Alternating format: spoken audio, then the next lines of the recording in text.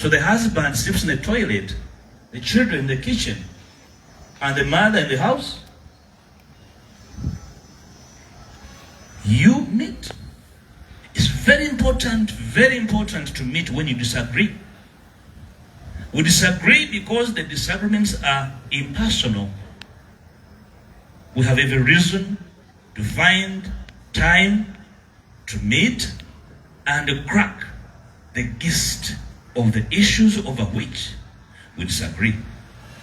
In fact, if we agreed on everything, we would be a bunch of idiots. It's only serious people that disagree. When you find people agreeing on everything, sure they are imbeciles. We call it okwekiriranya.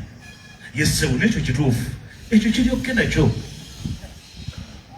we jump? Yeah, don't even ask for what reason. He said we jump. Secondly, we should meet because we agree on a number of things. So that we hasten working on those little things we agree on. Because time will never allow us to let them go unattended to.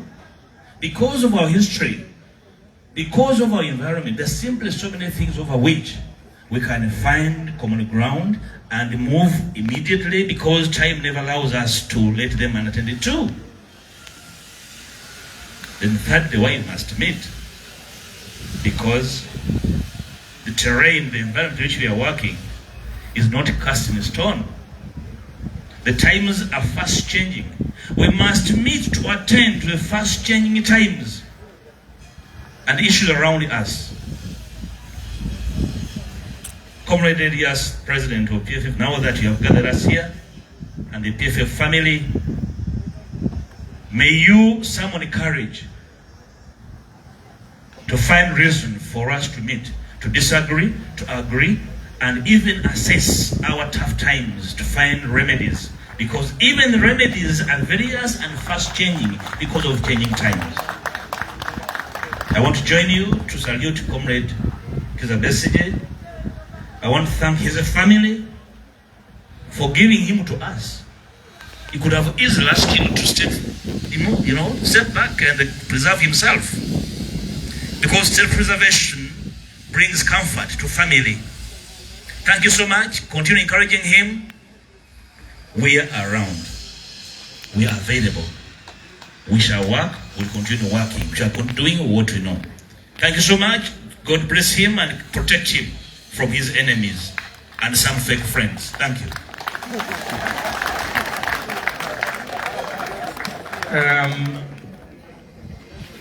Before I invite the Congress of the People and NUP, I want to invite first the Honorable Asman Chinya, even if it is 1 minute. And then I'll invite Dr. Obuku, who in many respects has many things with Dr. Besigye. But I'll invite the Honorable Asman to say hello to you. And then I'll invite Dr. Obuku, and then I'll come to UPC and NUP, and then we'll be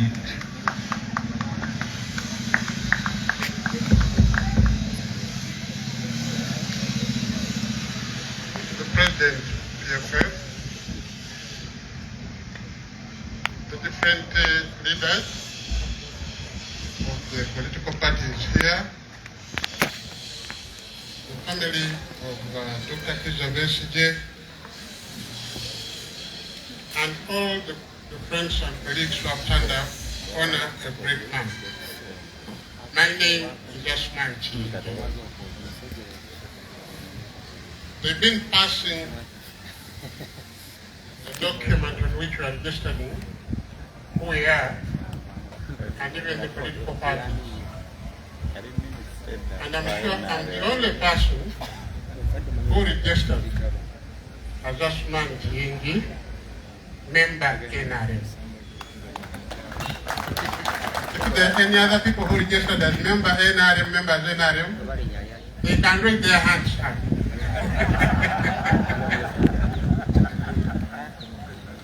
But why am I here? I'm here on invitation. I was invited by a colleague called Dr. Mukose. Yes. And I surprised my former MP, who is a prominent figure in this party, Honorable Saddam Hussein. Said, "What, you are here?" I said, "Yes, I am. I'm coming to honor a great man." When Dr. Mukose invited me, he actually said, "These days the things you talk about belong this side. Therefore, people need to see the person who is saying those good things." And what have I been saying? I've written a few pieces actually, but one of them which was run in the Monitor was Uganda in chains, a country in chains, and how we work around the chains. I've been a writer for a long time, but people didn't know, and actually my mentor is none other than Wafula Ogutu. When they started Weekly the Topic, I was a fresh graduate from Makerere. And I should set a firebrand, actually, because I used to run articles in the Weekly Topic. At one point, they serialized an article for 4 weeks about the collapse of the Soviet Union. So we've been in trenches for quite some time. The only difference, actually, that the kind of things Comrade Dwarf was saying that time were not what he's saying today. I was actually saying the things he says today, that time. Because by that time, I was in UNLF-AD, and I was saying, this is a dictatorship. We don't like militarism. The power of the gun should be dismantled. And Wafula Ogutu was saying, these are progressives.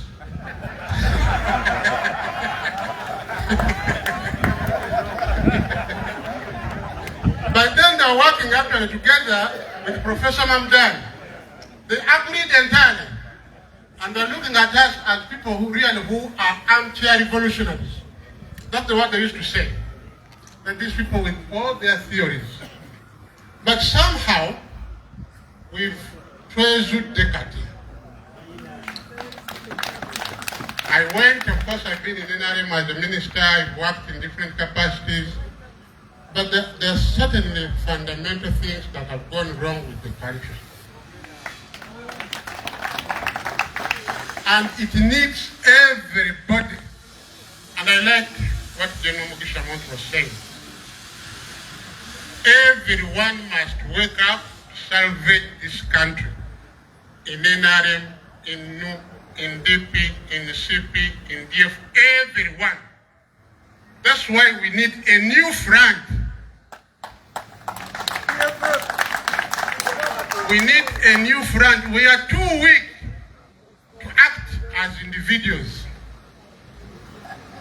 We shall only destroy ourselves if we continue the way we are continuing. So when I come here and I say, I believe in what you are saying, we need a new Uganda, which is not this dictatorship of ours today. We need a new Uganda. We don't need a dynasty.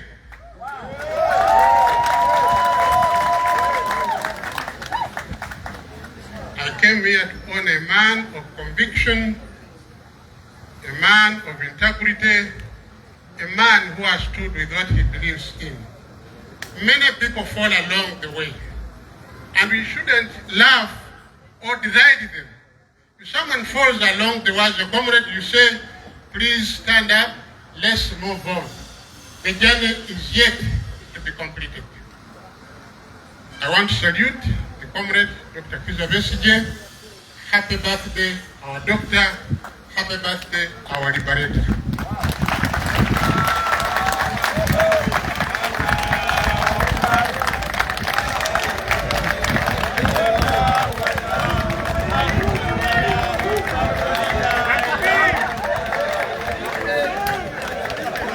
The Honorable Asman Chinji was a Minister for Regional Cooperation in this government not many years ago. In fact, it's not only the Honorable Sarah Musumba who was surprised when she saw you. Even me, I was surprised. But we want to thank you. You've given us courage. May I invite Dr. Obuku. Thank you very much. The MP of the people is also my MP in Kira. In fact, when Baby Wine and Secretary General visited my home, they had said, "Why don't you stand for Kira?" I said, "Somoju is enough. I don't need to challenge you." But eventually I joined the UPC, and I'd like to salute my president. Even if sometimes I disobey him so that I can stand as an independent, but he's still my president, and I'm in uniform. I'm in uniform to show that I'm very obedient at times.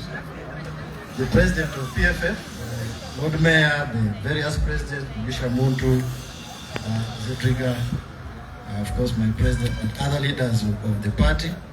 I met Dr. Kiza Besigye in 2001, who had Makerere University. And we were very inspired. I was the chairman, Mitchell Hall. And me and Mugumi Assam were mobilizing students.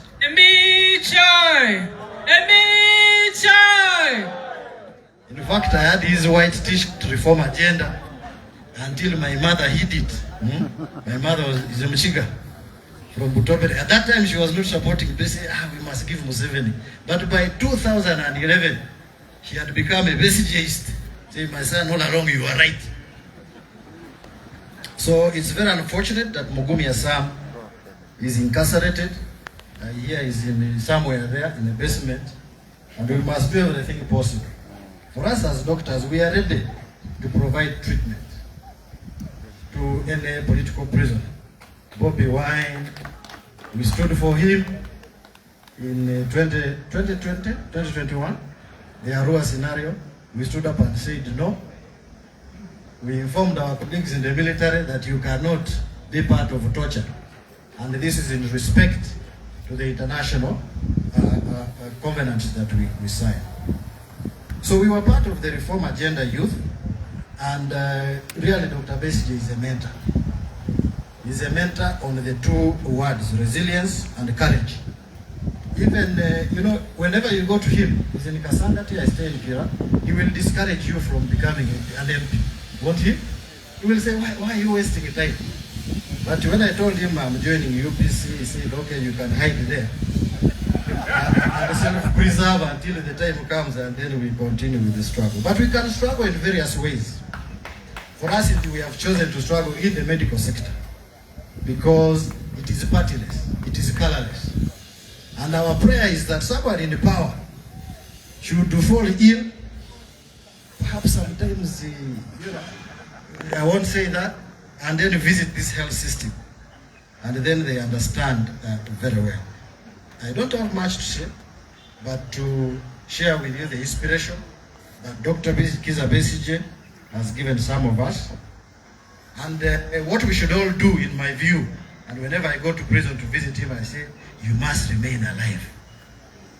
We must do everything possible. The Commissioner General of Prisons, even when I meet the OC, I say, this man, tomorrow might be the one giving you your promotion letter, OC, Luzira. So please take care of him very well, because things change overnight.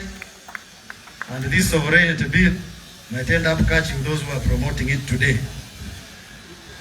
The sovereignty Dr. Kiza Besigye talks about is what we should be talking about. The sovereignty of Mugongo Kavu. I was Mubende, my father was a doctor in Mubende, medical superintendent. I remember the words of Besigye. He said, in Uganda we get fish, but we export all the fillet, and the Ugandans eat Mugongo Kavu. The Mugongo Kavu we are eating of gold, 6.4 billion. We are exporting of gold, only 200 million remaining here. This is the sovereignty that we should be debating in the parliament. And therefore, when Semakade says that the Attorney General is misadvising government, I agree with him, with the radical new power, bring in a law which is going to reduce revenues, instead of saying, why don't we keep the gold value in Uganda? This is the sovereignty Dr. Kizza Besigye says. We are eating mgongo kavu of the gold and the fish. Thank you very much. Long live Kizza Besigye.